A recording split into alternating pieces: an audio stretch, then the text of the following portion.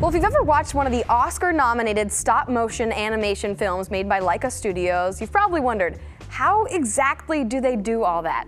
Well, starting tomorrow, you can get a close behind-the-scenes look at the work of the Hillsborough-based studio in the new exhibition at the Portland Art Museum. So I went to get a look and even got to try something out myself.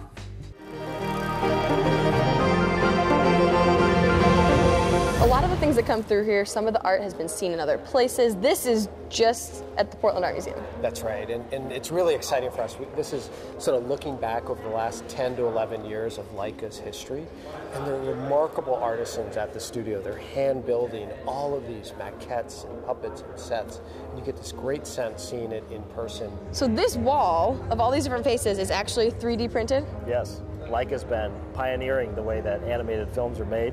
3D printing has had a big part of that. So if you look at the wall here, we've got 24 different faces running across each row.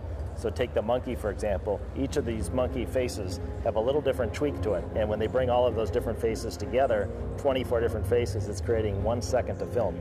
Wow. And the power of 3D printing allows LAIKA to basically tweak the design in a computer file and print that new monkey face out, literally in a matter of hours. And they're able to customize each of these faces to the designer's needs, and the level of color and intricacy that they can get really brings a level of vibrancy to the movies and a level of emotion that you see come through in Kubo.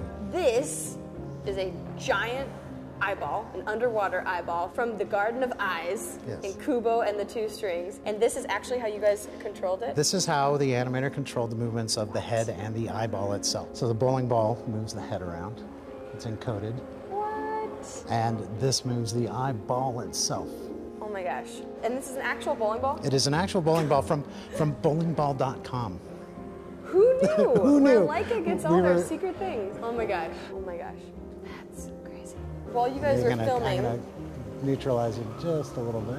I don't want to break it. This is going to be out just for special occasions. Yes. For like press things and... Until someone from the press breaks it and exactly. gets fired. This was shot frame by frame. So what we would do, everything on this puppet is motorized. So we would program all of the kind of ancillary movements, all the kind of swimmy, cycly things, pre-program all of that. So that would live underneath the animation. And then the animator would come in with notes from editorial for each individual guy that would be assembled into six or so in a frame. At the time it was just all this guy shot from different angles. So the animator would come in and pose it here, pose it there, and then they'd walk away and we'd stitch it all together and shoot it frame by frame. It's like a game, but so much cooler. A little bit. Did you guys check out the skeleton? Yes. How tall is that skeleton? 16 feet, 400 pounds. So if you go back and you look at a lot of classic stop motion films, they would use small scale monsters, photograph them and composite them into place with the actors. Or they would use rear projection, but either way, they were about yay big. Another thing I love about the studio is that you look at that and you say, okay, we can build this whole thing. We can build the largest stop motion puppet that has ever existed. It is going to be an incredible technical feat, but let's just go for it. And then somehow we end up pulling it off. I don't think there's another studio in the world that'd be crazy enough to do something like that. You guys do crazy things.